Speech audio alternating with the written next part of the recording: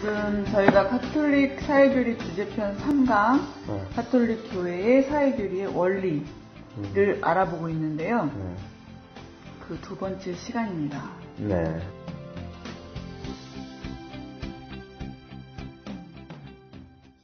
저희가 지난 시간에 공동선의 원리를 알아보면서 재화의 보편 목적과 사유재산권, 또 가난한 이들을 위한 우선적 선택에 대해서 알아보았는데요. 네. 오늘은 그것과는 조금 다른 내용이 제 개인적인 생각인지 모르겠지만 보조성의 원리에 대해서 먼저 시작해 봐야 될 것 같아요. 네. 교재에 보면은 보조성의 원리란 개인이 스스로 할 수 있는 일은 개인이 하게 하고 그 일을 사회가 대신 맡아서는 안 된다 이렇게 되어 있는데요. 이 말은 무슨 말인지, 남을 도울 때에도 그가 할 수 있는 일은 스스로 하게 두어야 된다는 건지 정확히 어떻게 이해해야 될지 모르겠네요. 네, 이 보조성, 그야말로 그 보조라는 말이 우리가 좀 뜻을, 개념을 좀 더 잘 이해해야 되겠죠. 네. 보조한다는 것은 그 주체가 있어요. 그래서 그 주체가 잘 그것을 어떤 그 목적을 이룰 수 있도록, 또 그 주체적인 인간이 그 스스로 자기들이 자립할 수 있도록, 그야말로 주체성을 갖도록 보조해 주는 거, 도와주는 거. 근데 그 지난 시간에 가난한 이들을 우선적으로 선택한다. 네. 근데 그 말하고는 조금 다른 내용이지 않나요? 그거를 가난한 이들을 돕는 일에서 그들이 할 수 있는 일을 또 추려내고 그렇게 되면 너무 어렵지 않나. 이제 이게 그 보조성은 그 공동선, 그리고 이제 재화의 보편적인 목적, 보조성, 연대성, 이게 다 뭐랄까요, 한 원리로 들어가요. 이게 한 원리로. 그래서 이제 보조성은 국가가 국민 개개인의 삶이 자유롭고 주체가 좀 다르군요. 네. 이건 이제 국가 차원에서. 그럼요. 자유롭고 안전하고 발전할 수 있도록 적극 도와야 한다는 것이 보조성의 원리예요. 아, 그렇군요. 그러니까 우리 개개인의 그 삶, 인생의 목적이 있어요. 그죠? 그렇죠. 그러면 그 목적을 잘 이룰 수 있도록 그 국가는 적극적인 보조 역할을 해야 된다. 보조 역할. 그러니까 뒷받침해 줘야 된다. 우리가 가정에서 우리 자녀가 나는 피아노를 배우고 싶어. 또 나는 어떤 말하자면 운동, 축구를 하고 싶어. 그러면 부모님은 그 아이가 하고 싶은 거를 또 자기의 재능을 잘 살릴 수 있도록 뒷바라지 하잖아요. 그죠? 여러 가지로. 근데 이제 부모가 먼저 너는 이게 소질이 있어 보여. 이거 해. 이러면 안 된다. 그렇죠. 그러니까 이제 여기서 우선은 그 아이의 자유로움, 선택. 아, 나는 그걸 하고 싶어. 그 아이가 선택하도록 하고. 그런 것에 어떤 우리가 좀 비유할 수가 있죠. 그죠? 그러니까 보조적인 역할. 그러니까 말하자면 국가의 존재 목적이 국민의 생명과 안전을 보장해주고 지켜주는 거죠. 그러니까 그 개개인은 누군가의 어떤 보살핌을 받아야 돼요. 특히 이제 그 국민은 국가의 보살핌. 그러니까 상위 집단이 하위 집단을 지원해주고 발전할 수 있도록 그렇게 어떤 보조적인 역할을 할 의무가 있어요. 그런 의무고 책임이에요. 이게 보조성의 원리라고 볼 수 있죠. 예를 들어서 그 이제 우리가 지금 그 성남 시장 이재명 시장이 얼마 전까지 광화문에서 단식하고 지방 그 재정의 어떤 권한 강화를 위해서 이제 그런 단식을 하고 또 지방 그 자치단체의 그런 자율성과 효율성을 말하자면 다 무너뜨리려고 하는 그 지방 구조를 중앙 집권으로 또 다시 돌리려는 그런 그 박근혜 정부의 폐악질에 대해서 반기를 들었어요. 그래서 그 지방이 제대로 분권화가 돼야 이 민주주의가 뿌리를 내릴 수 있어요. 이 지방 이제 자치라고 할 수 있는데 그죠? 그래 바로 그거예요. 그러니까 그 이재명 시장이 얘기하는 그런 지방 정부의 권한 강화 또 자율성은 그 보수성의 원리에서 그러네요. 기인한 거예요. 그러니까 중앙 정부는 지방 정부가 잘 그죠? 그 어떤 잘 돌아갈 수 있도록 잘 그것이 그 어떤 원활하게 그 지방 정부가 커나갈 수 있도록 해야 되는데 그걸 도와주는 역할이에요. 지금 잘하고 있는데 그 잘하는 것을 못하게 그렇죠. 하니까 이재명 시장이 단식에 돌입한 거라고 그렇게 알고 있거든요. 그러니까 성남시가 그 엄청난 부채 7천억이나 되는 그죠? 그 부채를 다 갚고 또 이제 지금은 더 복지를 확대시켜서 그렇죠. 정말 그 성남 시민들에게 또 삶의 질을 향상시키기 위해서 그 행정적인 여러 가지 노력을 그렇게 기울이고 있는데 그것을 중앙정부가 뒷받침해주고 그걸 모범 사례로 삼아서 다른 지방정부도 그렇게 하도록 그렇게 어떤 공부해야 되는데 그걸 오히려 거꾸로 그런 일을 못하게 왜 그러는 거예요? 아니 박근혜가 워낙 민주주의 사고가 전혀 의식이 없는 그런 사람이 되니까 그 밑에 있는 장관들이라는 인간들도 그냥 박근혜의 그 눈치 살피면서 그렇게 다 민주주의를 파괴시키는 그런 말하자면 파괴범들이야. 범죄자들이야. 그러니까 거꾸로 가네 거꾸로. 완전히 거꾸로.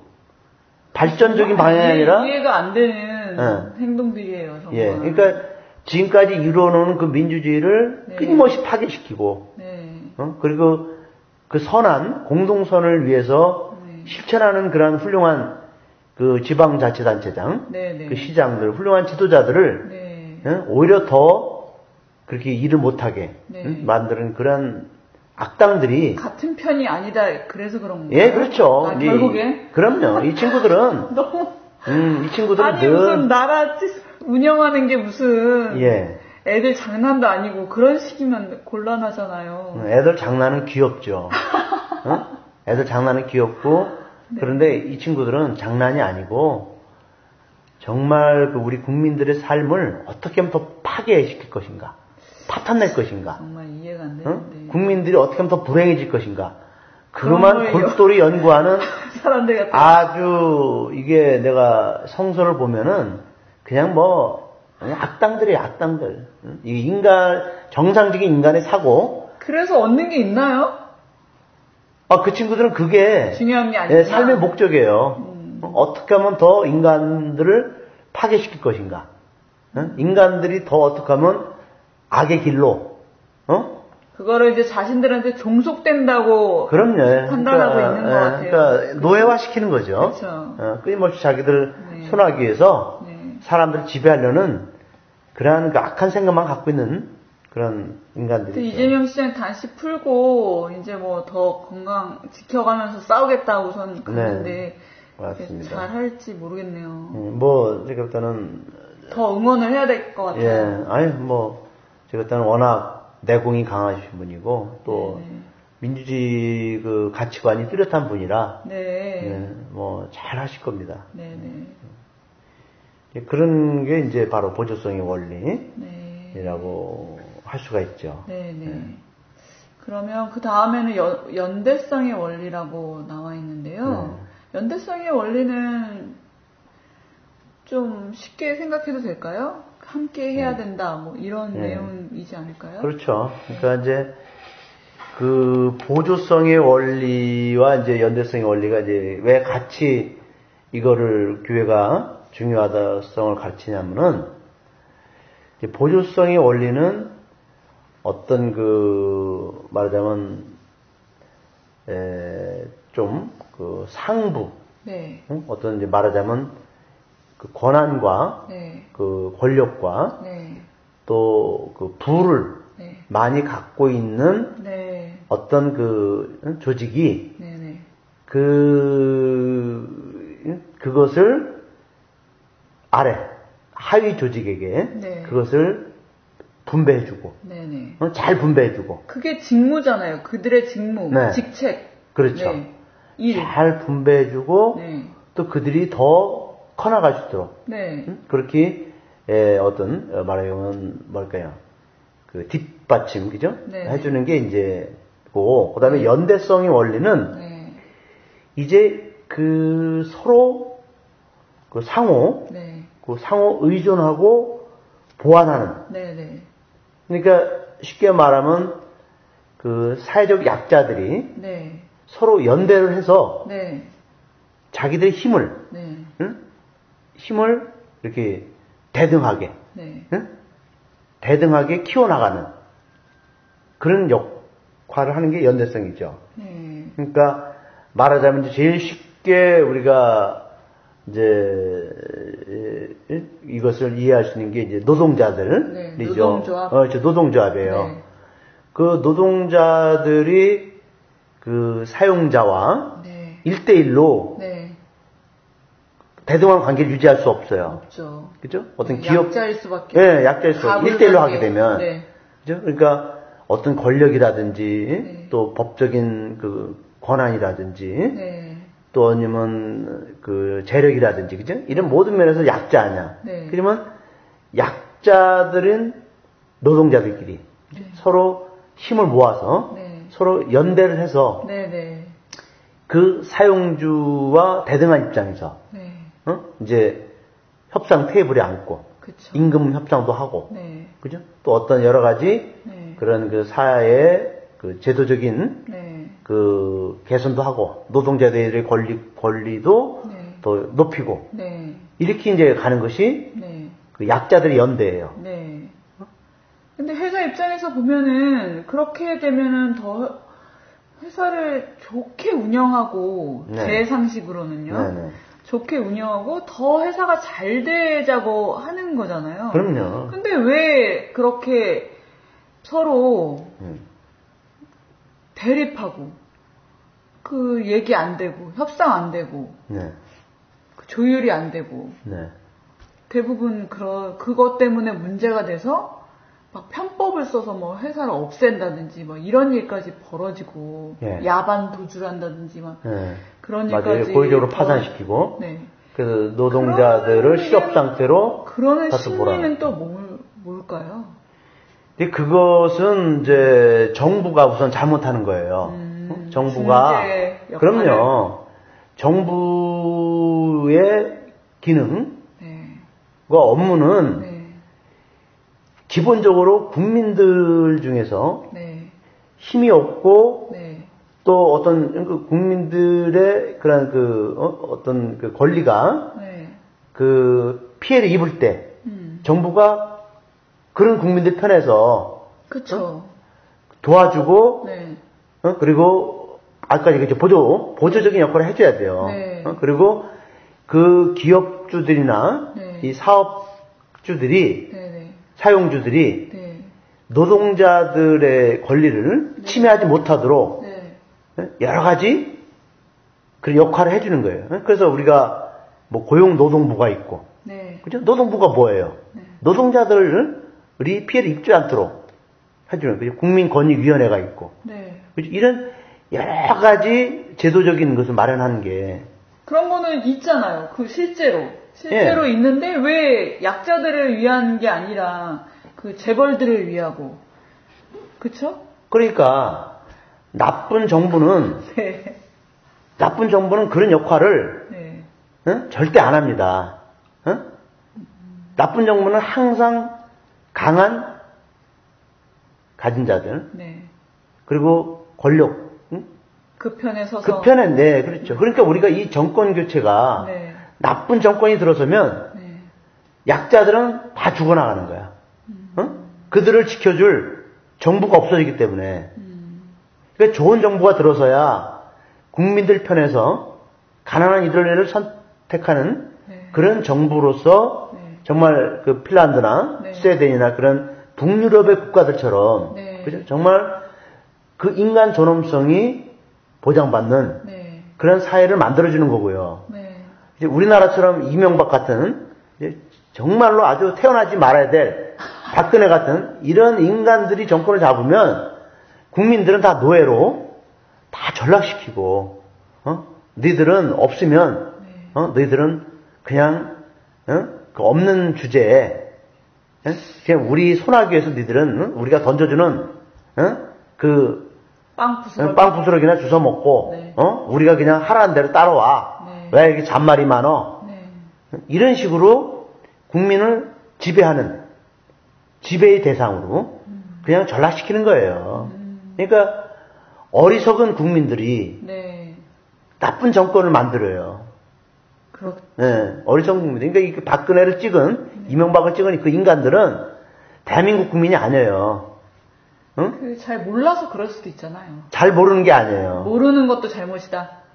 그럼요. 네. 아니 이명박 5년을 살고 나면 그지 이제 보이잖아, 그지?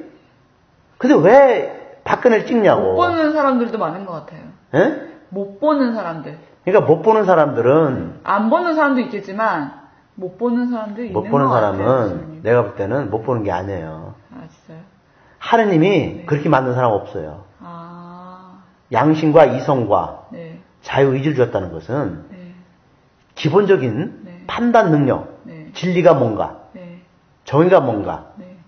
올바르고 악한 게 뭔가를 기본적인 판단력을 하려면 다 준 거예요. 그러니까 못 본 게 아니야. 그 사람 자체가 네. 그죠? 스스로 그런 것을 키우질 않은 거예요. 그러니까 그것도 하나의 도덕적인 죄예요. 스스로 그것을 이제 자기 양심을 계속해서 그죠? 정말 깨끗한 양심, 올바른 양심을 자기 스스로 네. 그걸 키우는 능력을 주셨거든요. 네. 안 한 거예요. 그러니까 그것은 제약입니다. 그러니까 박근혜를 찍은 인간들은 그죠? 이 대한민국 불행에 빠뜨린 죄를 범한 거니까. 네, 그렇군요. 네. 네. 악에 가담한 거죠. 네. 저희가 그 과거에도 빚이 있지만 저는 미래에도 빚이 있다는 생각이 더 크게 마음이 가요. 그래서 우리 세대가 지금 정치적이든 뭐 경제적이든 사회적이든 모든 걸 이렇게 무분별하게 판단하고 해석하는 데에서 지금 우리 당대는 이렇게 평화롭게 살 수도 있다고 치지만 후대들은 무슨 죄예요. 후대들의 고통을 저희가 담보로 지금 갖고 있는 평화잖아요. 이보다 더 큰 빚, 신부님 말씀하셨듯이 이보다 더 큰 죄가 어디 있을까. 특히 세월호 참사나 이런 희생된 어린 생명들을 보면은 정말 어떻게 살아야 할지 정말 답을 얻을 수가 없는데 이 시대에 대해서 네. 그럼 이 사회는 도대체 제가 보기엔 이런 사회가 어떻게 살아가는 가치 있잖아요. 가치를 전부 다 무산시켰다고 보거든요. 네. 이 사회가 가치가 없어요. 왜 사는지, 왜 태어났는지. 네. 우리 신앙인들은 뭐 믿음이자 뭐 그런 거다 이렇게 뭐 얘기는 할 수 있지만 보통 사람들은 어떻게 살아야 될지. 저희 신앙인들도 사실은 그런 종교에서 주는 가치들이 자기 삶으로 뿌리내리지 않기 때문에 신앙인임에도 불구하고 조금만 자기 삶이 어긋나면 쉽게 자신의 목숨을 끊어내는 그런 일이 뭐 가까이에서도 벌어지거든요. 그런 걸 볼 때 이런 가치라는 건 뭐지? 네. 사회생활의 근본 가치. 우리 교재에는 진리, 자유, 정의, 사랑 이렇게 되어 있는데 우리 성경 내용하고도 뭐 크게 다르지 않은 내용 같아요.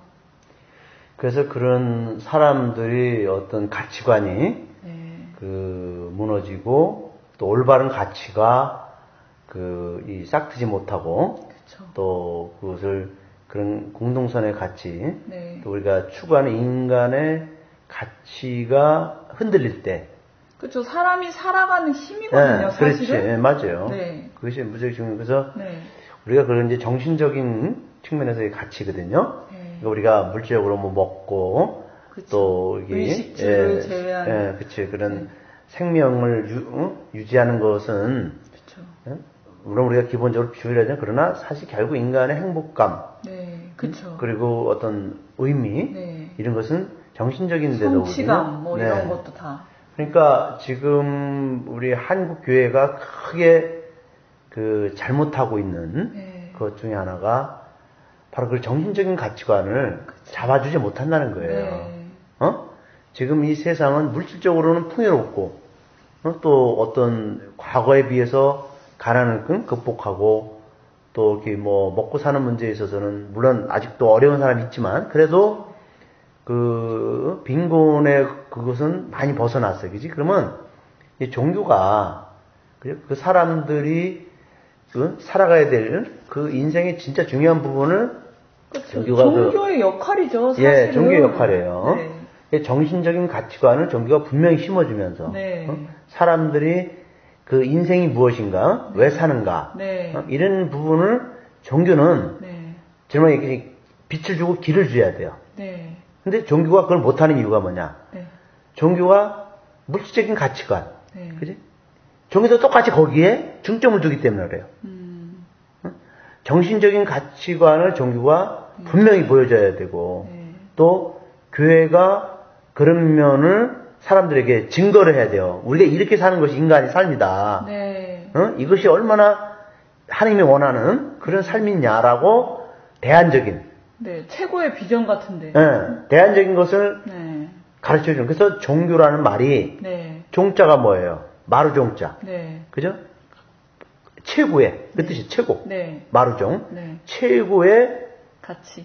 예, 교리. 그러니까 네. 가르침. 그죠? 인간이 정신적으로 가장 최고의 그 가르침을 우리 종교가 갖고 있다. 네. 그러니까 우리가 그것을 너희들에게 선포한다는 뜻이거든요. 네. 근데 지금 종교가 뭘 하고 있냐? 네. 지금 세상에서 얘기하는 물질 같이 따라가고 대형 성전 짓고 몇십억씩 들이면서 건물 짓고 그 다음에 뭐 하는데? 그죠? 그러니까 건물은 비어 있고. 예, 실상은 종교가 그런 부분에 있어서 책임과 역할을 못하고 있다. 잘못한 게 아니라 못하고 있다. 네. 그러니까 사람들이 종교에 와서도 그것을 얻지 못하니까 네. 그런 어떤 제대로 된 가치관을 네. 종교에서도 얻을 수 없으니까 젊은 친구들은 네. 그쵸. 다 그냥 떠나고 그쵸. 종교의 어떤 기댈 언덕을 네. 갖지 못하고 네. 지금 우리 젊은 친구들이 중고생들 있죠. 네. 우리 가톨릭 신자인 중고생들이 지금 중고등부 주일학교 교리반에 나오는 아이들이 10%뿐이 안 돼요. 네. 그러니까 10명 중 1명뿐이 안 나와. 그쵸. 그만큼 아이들이 네. 종교에 거는 기대가 사라지고 이제 대학교 올라가면 더 안 나가고. 네. 그다음에 이제 나이가 들면 안 나가요. 네. 네? 이런 이제 교회가 비전이 없는. 네. 그러니까 이런 사회 교리를 만들어 놓고 네. 만들어 놓기만 하고 네. 실천을 하지 않으니까 네. 여기서 교회가 사람들에게 주는 사회적 메시지가 네. 없는 거예요 지금. 네. 이것은 실천이 없으면 네. 아무리 좋은 그죠 그런 뭘까요 그죠 그 가르침이 있어도 네. 사람들이 믿질 않아요. 응? 믿질 않아요. 아니 예를 들어서 그죠 뭐 교수가 네. 명문대학 교수가 아주 그냥 뭐 아이들에게 좋은 말을 했어. 근데 성추행 사건으로 말하자면 범죄를 저질 끌어. 그러면 그죠? 그 가르침이 무슨 가르침이야? 교회도 마찬가지. 교회도 아무리 좋은 가르침 줘야 그 자기가 선포한 그 메시지를 삶 속에서 증거하지 않으면 실천하지 않으면 사람들에게 어떤 힘이 있어요. 힘이 없는 가르침이에요. 그냥 좋은 말로 그냥 끝나는 것뿐이야. 그래서 그런 면에서 이 사회교리는 정말 우리들이 선포도 해야 되고 또 그것을 그대로 실행에 옮겨야 된다. 그래서 이제 우리가 그 연대성의 원리는 이제 그것을 보여주는 좋은 그 표징, 증거들은 그 노동조합. 그러니까 노동조합이라고 해서 다 좋은 건 아니에요. 노동조합도 그죠? 노동조합도 정말 뭐 어영노조 뭐 어영노조가 많잖아요. 그리고 어떤 노조들은 그 관제노조가 있어요. 관제노조가 있어요. 사측에서 또 이렇게 불법적으로 만들어서 그죠? 자기들이 이용해 먹는.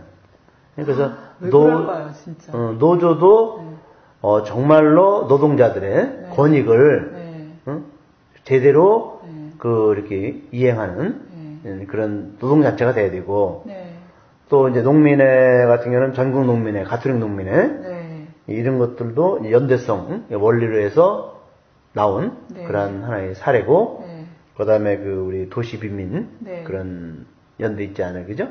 도빈 도시빈민 그런 조합도 또 하나의 연대성 원리고 이런 정말 우리가 약자들이 서로 힘을 합쳐서 자기들의 권익을 찾는 거 이것은 교회가 이제 가르치는 또 교회가 그렇게 말하는 연대성의 원리다. 그래서 이 연대성의 원리는 결국 형제적 사랑입니다. 예수님께서 이런 말씀했죠. 너희가 내 형제들인 이 가장 작은 이들 가운데 한 사람에게 해준 것이 바로 나에게 해준 것이다. 그죠? 그러니까 바로 힘없는 가난한 사람들에게 대한 사랑이 연대성 원리의 중요한 정신적 핵심이다. 이렇게 볼 수 있죠.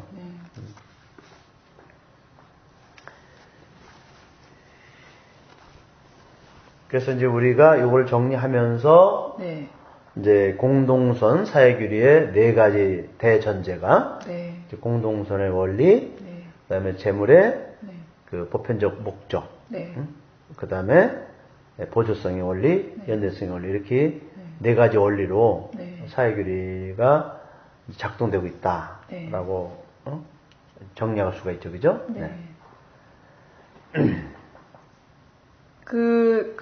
저희 사회생활의 근본 가치, 진리, 자유, 정의, 사랑, 우리 교회에서도 늘 말하는 이것에 대해서 좀 더 얘기해 주실 건 없으신가요? 그렇죠. 이제 사회교리의 기원을 다시 한번 짚어본다면 그 기원은 하느님의 구원 역사에서 찾아야 됩니다. 그러니까 구원의 역사가 이루어지려면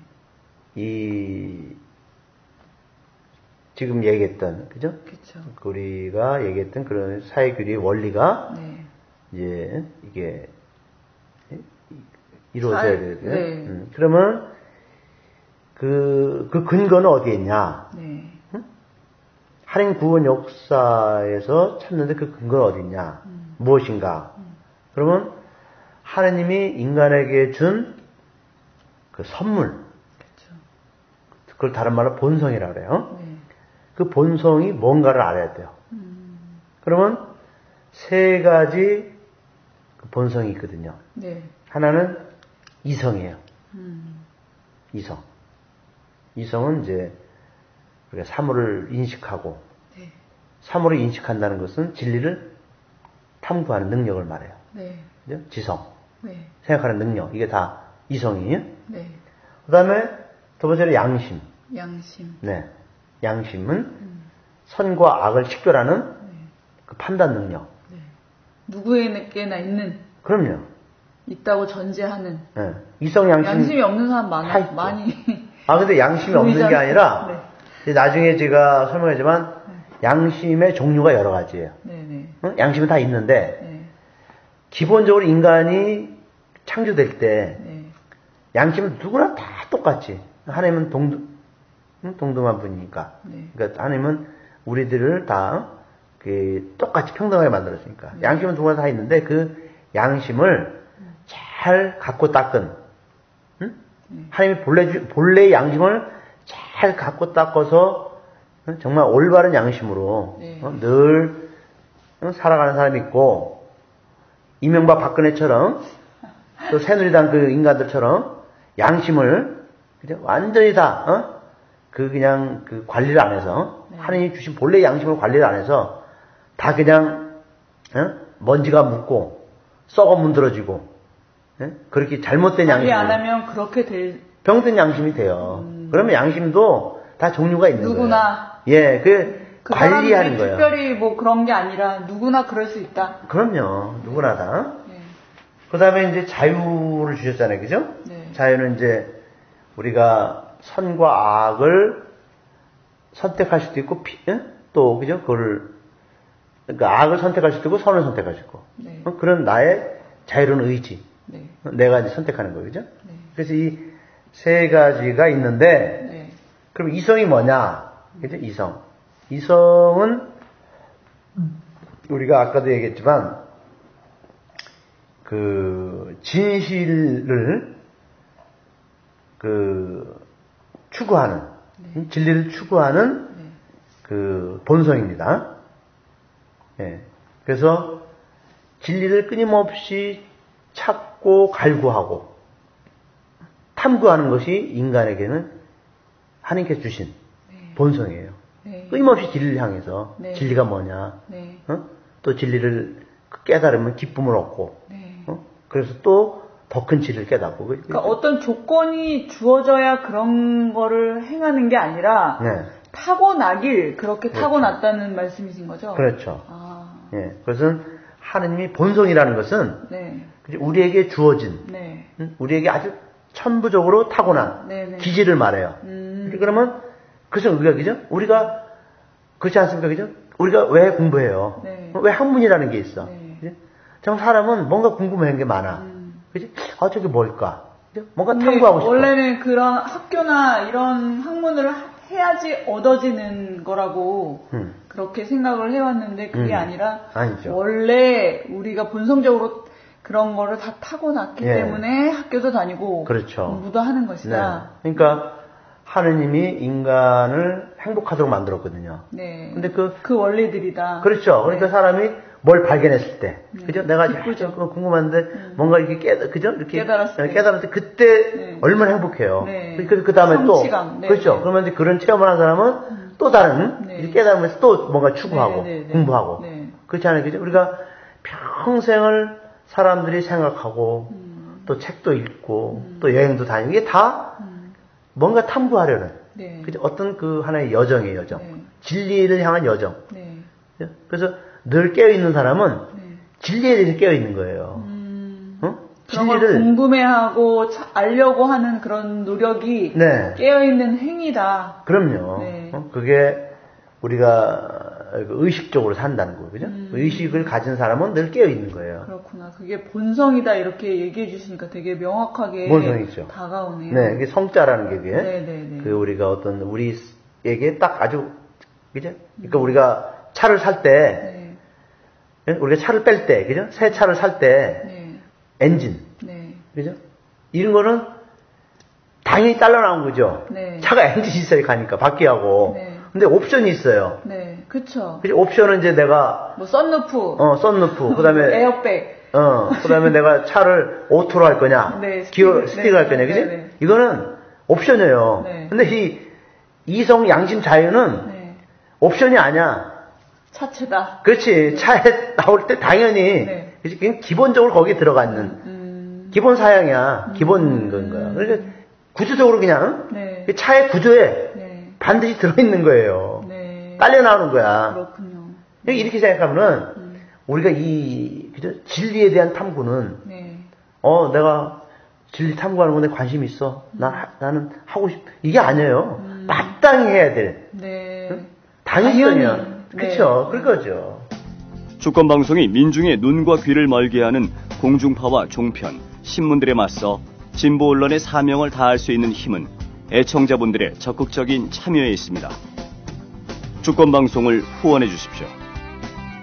홈페이지 www.615tv.net에서 민들레 홀씨 정기 후원인이 되어주시거나 우리은행 1005-501-779-765 주식회사 주권방송으로 직접 후원을 해주셔도 좋습니다.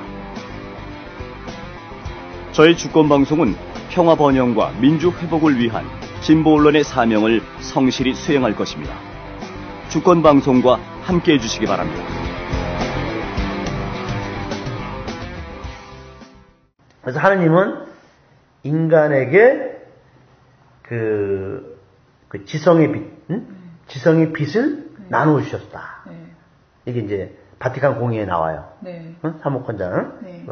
인간에게 지성의 빛을 나누어 주셨다. 그 인간 지성으로 자기 재능을 발휘하는 것. 이게 이성입니다. 그러니까 과학, 기술, 학문, 예술 이런 모든 발전은 모두 다 지성의 작용이다. 그죠? 그러니까 인간은 언제나 더욱 심오한 진리를 탐구하고 또 발견하고 있다. 이게 우리 교회가 얘기하는 거죠. 그게 본성이다. 근데 그렇죠. 지금 우리 사회는 그 먹고 사는 일에 너무 매달려 있을 수밖에 없잖아요. 그래서 신부님 말씀하신 지금 본성대로 살지 못하는 시스템이 되어 있는 것 같아요. 그러니까 사람이 자기 타고난 대로 살지 못하니까 아프고 병들고 뭔가 불안하고 그러니까 뭐 이상한 여연남염이라든지 이상한 것에 자꾸 빠져들고 그렇게 되는 게 아닌가 싶네요.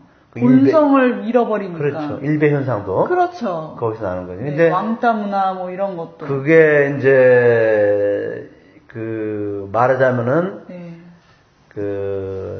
이제 사회가 어떤 정상적인 정상적인 그런 사회가 아닐 때는 그 하느님이 주신 본성도 다 파괴시켜 버려요.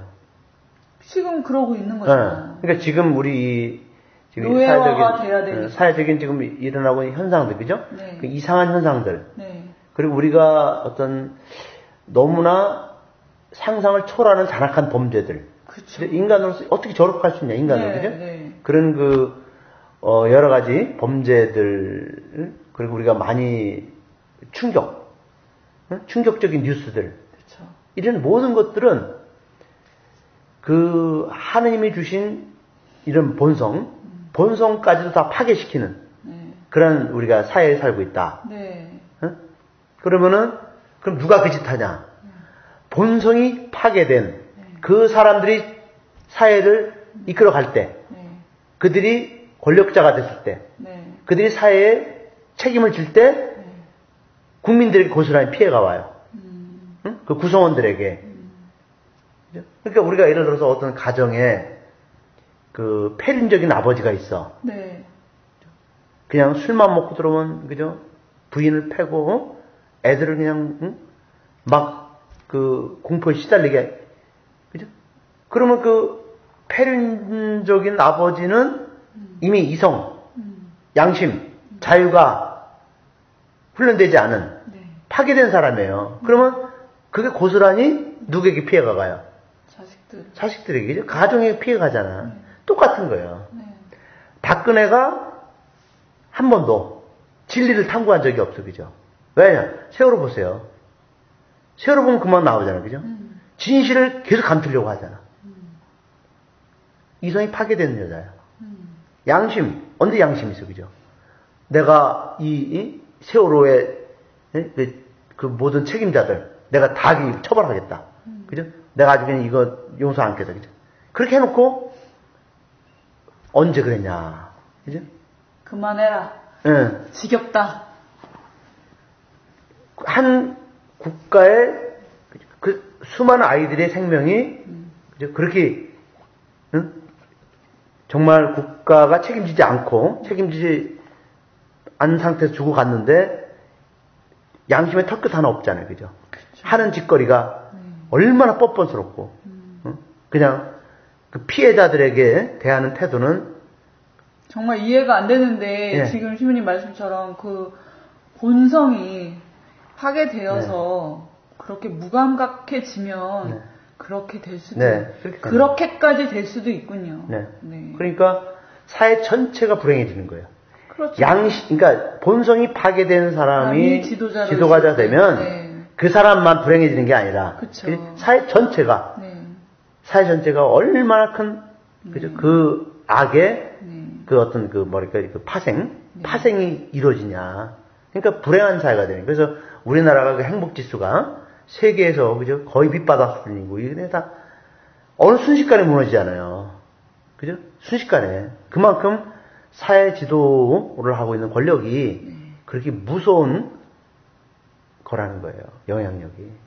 그래서 우리가 이 정권이 이명박 정권만 하고 이제 그대로 좋은 정권이 들어섰으면 이게 어느 선에서 끝쳤는데, 근데 이명박 정권에서 또 더 악한, 더 사악한 파렴치한 정권이 들었으니까 밑도 끝도 없이 이렇게 추락하고 있는데, 그럼에도 불구하고 저는 희망을 보죠.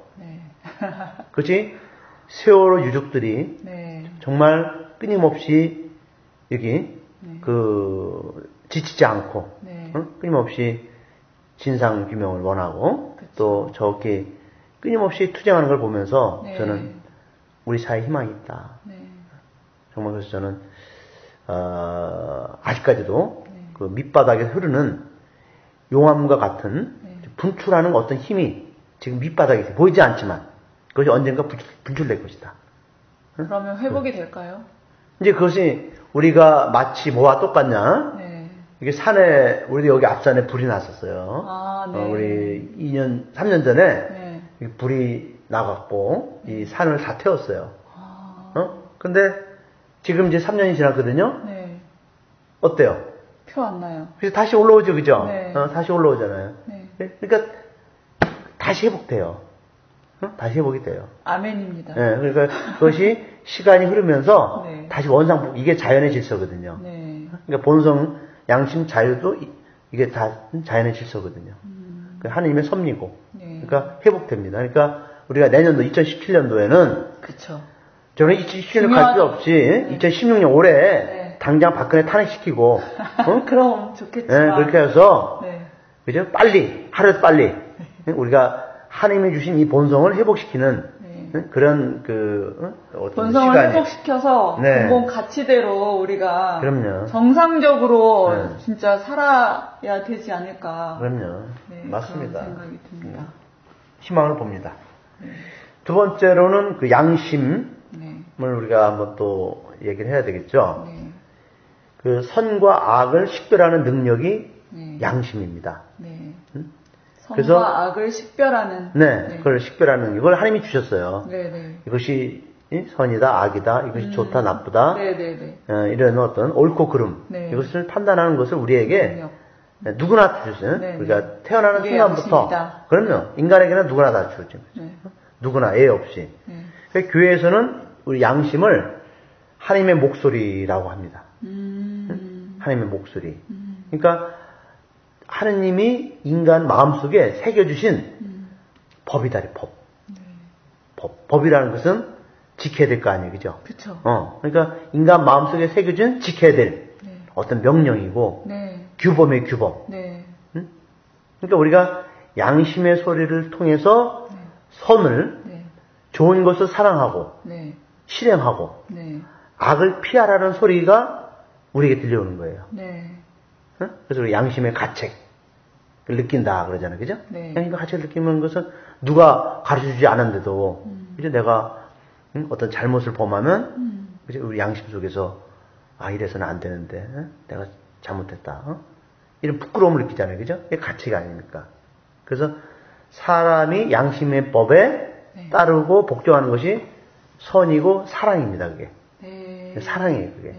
그리고 인간의 악은 양심을 존중하지 않고, 그리고 그 양심의 상태가 무뎌지게 됩니다. 그죠? 그러니까 우리가 어떤 사람이 종양에 걸렸다. 그죠? 그러면 종양이 생기면은 감각이 없어지고, 그죠? 그리고 그게 이제 무감각해지면 그것을 종양이라고 하죠. 그죠? 암이라고 그러잖아요. 그리고 떼어내야 되잖아. 똑같은 거죠. 양심도 암이 있어요, 종양. 양심에 종양이 생겨요. 병들면. 그러니까 제가 죄인지 모르게 되는 상태. 그렇죠. 그러니까 뭐가 악인지. 손을 못하는. 손을 끊임없이 행하는 사람은 그 양심의 병이 안 걸려요. 양심이 계속 살아있기 때문에. 근데 손을 거부하고, 그죠? 손 행하는 것을 게을리하고, 손에 대해서 관심이 없으면, 어떻게 되겠죠? 그것이 계속 감각이 떨어져요. 그렇군요. 그러니까 세월호 사건이라든지 어떤 우리가 억울한 사람, 또 우리 사회에 일어나는 일들에 대해서 관심이 없는 사람들은 왜 저러나 그러는 거예요. 그 사람들은 이미 양심에 종양이 생기는 종양이. 그 종양이 오래가면 이제 거기서 내가 종양이 처음 발견됐을 때, 그죠? 빨리 내가 이거 치료해야지. 그죠? 그래서 치료 받으면 다시 회복되잖아요. 근데 세월호 사건이 났어. 저 사람도 왜 그래? 근데 이 사람이 깨우쳤어. 내가 세월호 그 유수를 내가 잘못 내가 오해했어. 미안하다. 그래 앞으로 내가 그런 억울한 일이 좀 나도 이제 함께 동참할게. 이러면 이 사람은 그 종양으로부터 그죠? 암으로부터 그죠? 이제는 치료 받아서 원상 들어온 거죠. 근데 계속해서 그 짓거리 하면 세월호 사건이 나도 무감각하고 그죠? 우리 또 이런 그 이번에 김 검사 그죠? 그 젊은 검사가 부장 검사한테 그죠? 막 시달리다가 또 폭행을 당하다가 자살했잖아요. 그죠? 그런 거 보면서도 에휴 난 관심 없어. 그래서 계획하면 그 사람은 이제 말기 암으로 가서 이제는 그죠? 종에 완전히 몸에 다 퍼져갖고 양심이 완전히 다 그냥 고칠 수 없는 병에 걸려 죽는 거야. 근데 그런 사람들이 또 의외로 많아요. 그리고 우리가 사회적 관심과 사회 참여를 하는 사람은 그 양심이 종양에 걸릴 틈이 없어요. 늘 살아있는 양심, 건강한 양심이다. 근데 병든 양심을 가진 사람들, 이명박과 박근혜를 그런 인간들 벌써 이미 양심이 다 종양에 말기암에 걸려서 정말 이제 회복될 수 없는 지경까지 갔어요. 근데 우리가 그렇게 살아가는 사람은 이미 인간성이 파괴된 사람들이죠. 그런 사람들도 치유해야 되는 게 저희 사명 아닙니까? 당연하죠. 치유 불가능한가요?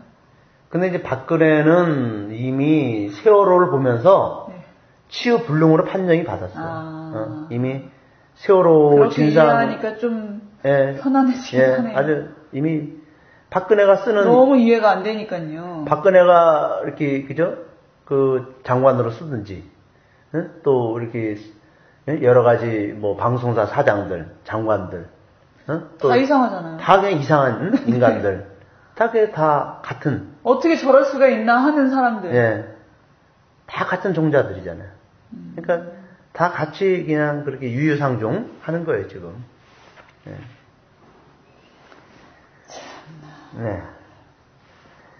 그 다음에는 이제 자유라는 본성이 또 하나님이 주신 선물 중에 귀한 거죠.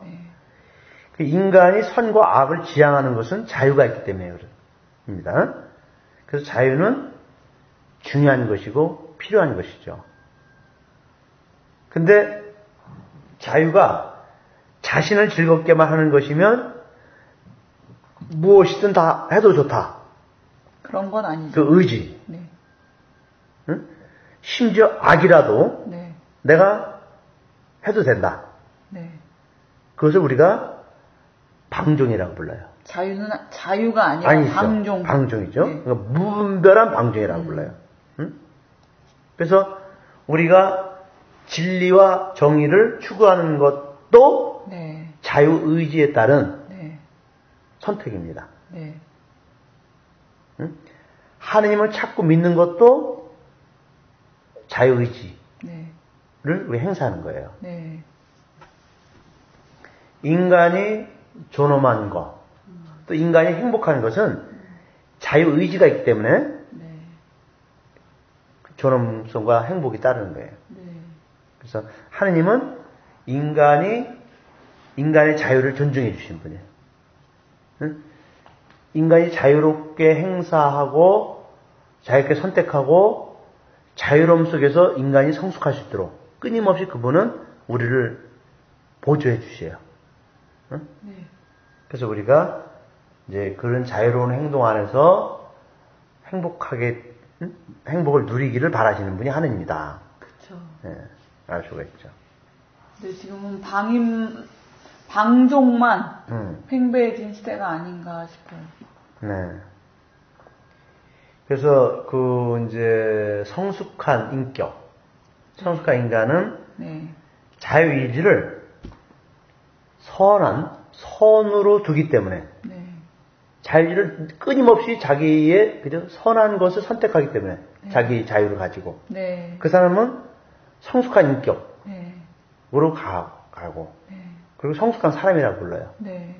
그러니까 자유의지가 있어야 네. 사람은 의존하지 않고 그쵸. 네. 더 독립적으로 그쵸. 이제 자기가 살려고 하죠. 네. 그래서 우리 신앙인도 마찬가지. 신앙도 우리 제가 한국 교회의 신앙을 보면은 그 의존적인 신앙이 너무 강해요. 그러니까 자유롭게 신앙생활 하도록 네. 이렇게 자꾸 우리가 좀 우리 신자들에게 네. 선택의 여지를 많이 줘야 네. 신자들도 네. 스스로 이제는 이렇게 자기가 자립하면서 네. 성숙하면서 네. 신앙생활에서 더 큰 행복을 누려요. 네. 근데 자꾸 의존하게 만들면 네. 성자들에게 의존하게 만들고 네. 또 무슨 단체장들에게 의존하게 만들면 이거는 신앙에서 행복을 못 느낍니다. 그렇죠. 보조성의 원리에 어긋나는 일이네요. 그렇죠. 네. 그러니까 신자들이 네. 신앙생활에서 나는 정말 행복하다. 네. 나는 신앙생활이 너무 기쁘다. 네. 그런 사람들은 정말 스스로 네. 자기가 신앙에 네. 필요한 걸 찾아 나가요. 네. 근데 늘 남이 이렇게 따라가는 신앙, 네. 자기가 선택하지 않고 남에게 이렇게 따라가는 신앙은 평생을 네. 미숙한 상태에서 의존하다가 신앙의 진정한 행복을 못 느끼고 그냥 평생 신앙생활하다 이렇게 그 인생을 마치게 돼요. 오랜 신앙생활을 해도 그 문제가 해결이 안 되는 많죠. 그거는 의외로 많아요. 교회 탓 아닙니까? 그러니까 교회가 네. 성숙한 신앙생활 하도록 어떤 그죠 사람들에게 이끌어주고 네. 또 선택의 여지를 많이 줘야 돼요. 네. 근데 그것을 그죠 지금 정치인들이 하는 것처럼 네. 내 손 안에서 너희들은 네.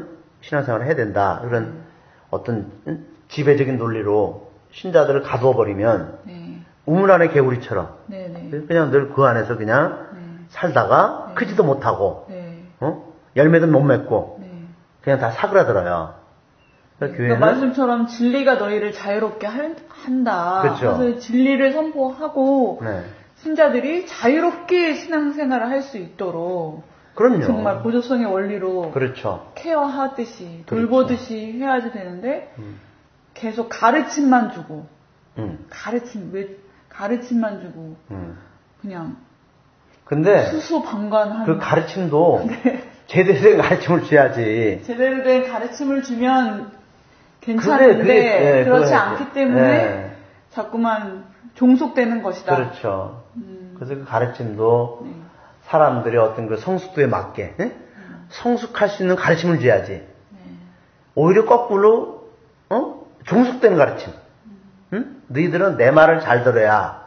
미사 주일 미사 걸으면 죄다. 이런 그러니까 늘 그렇죠. 이거 반복하는 거. 네. 그러니까 성숙된 가르침을 주느냐. 세상에 죄가 얼마나 많고 지금 짙은데 주일 미사 걸은 죄가 그렇죠. 그냥 큰 죄인 것처럼. 네. 그러니까 그런 것들은 이제 종속된 가르침이라고 불러요. 그렇죠. 너희들은 나에게 종속돼야 된다. 네. 너희들은 내 말 잘 들어야 된다. 우리가 내 말을 잘 들어야 된다는 말은 이거는 하나님 앞에서 우리가 불경죄를 저지르는 거예요. 내 말을 잘 들어야 된다는 말을 하면 안 돼요, 신부들이. 하느님 말씀을 잘 듣자. 네. 우리가 따를 분은 내가 아니라 예수다. 네. 그렇게 해주는 게 우리가 어떤 그 제대로 된 지도자고 목자지. 내 말을 잘 듣고 내 마음에 들게 해주고 내가 하라는 대로 하라. 이것은 그러니까요. 진리로 자유로워진 사람 치고 주일미사 걸을까요? 안 걸을 것 같아요. 그러니까 이게 수순이 바뀐 것 같아요. 그렇죠. 그렇죠. 네. 그러니까 우리가 성숙한 신앙인을 만들면 네 그런 건 다 그냥 될 텐데 다 자연스럽게 될 거에 너무 목숨을 걸고 그렇죠. 사람들을 그러니까 종속시키는 게 아닌가. 본인이 자신이 성숙됐을 때 다른 사람도 성숙한 인간으로서 그쵸. 내가 바라보고 인정해 줄 수 있어요. 근데 본인 자신이 미숙한 신앙, 본인 자신이 미성숙한 그런 남에게 의존하는 그런 삶을 살 때 남도 그렇게 취급해요. 그러니까 그런 사람들은 지도자가 될 수 없어요. 정말 도덕적으로 성숙한 지도자는 그죠? 내가 다른 사람에게 신뢰를 주듯이 그쵸. 상대방에게도 신뢰를 내가 보여주면서 또 그를 키워줄 수가 있어요. 그래서 그런 면에서 우리 한국의 종교 지도자들은 저는 진짜 한 두세 사람만 손꼽고 나머지는 미성숙한 그런 그 인격을 갖고 있지 않는가 그런 생각을 갖습니다. 네. 오늘도 좋은 말씀 너무너무 감사합니다. 특히 본성이라는 우리가 가진 가치들이 원래는 다 타고난 본성이라는 말씀에 좀 힘도 없고 그럽니다. 고생하셨습니다. 예, 그리고 우리 영주님 저희들은 이렇게 이걸 진행하면서 마치 영주님이나 제가 뭐 엄청난 우리 청취자들에게 이렇게 뭐 이걸 그 진리를 선포하고 또 너희들이 이걸 따르라 이런 식이 아니라 그죠? 그렇죠. 사실 우리는 문제에 대해서 나누는 거예요. 맞아요. 우리는 같이 고민하고 우리도 배우는 입장에서 그럼요. 그죠? 배우는 입장에서 이것을 진행하는 것이지 뭐 가끔 그런 게 있죠. 그죠? 팟캐스트 보면은 어느 분들을 보면은 그죠? 이걸 마치 그지? 다 자기가 절대 진리 있냐? 딱 이렇게 막 사람들에게 그지? 이거다 저거다 딱딱딱 찝어주는 게 있죠. 근데 그런 것들은 사람들 성숙한 사람들에게 좀 귀에 거슬려요. 우리는 그런 자유롭지 못하게 하는 것 같아요. 우리는 그렇게 가지 말고 우리 좀 모든 걸 열어놓고 우리도 여러분들과 똑같은 배우는 자세로 저 이 자리에 섰습니다. 우리도 배우고 또 여러분들에게 가르침도 받고 또 우리가 아는 것을 또 나누고 이런 형태로 가면 사람들에게 그죠? 많이 공감이 될 것 같아요. 그래서 그 시간 내주시고 나눠주시니 얼마나 감사한지. 또 이렇게 진행을 잘해주셔서 감사합니다. 그래요. 다음에 또 뵙시다. 네. 감사합니다.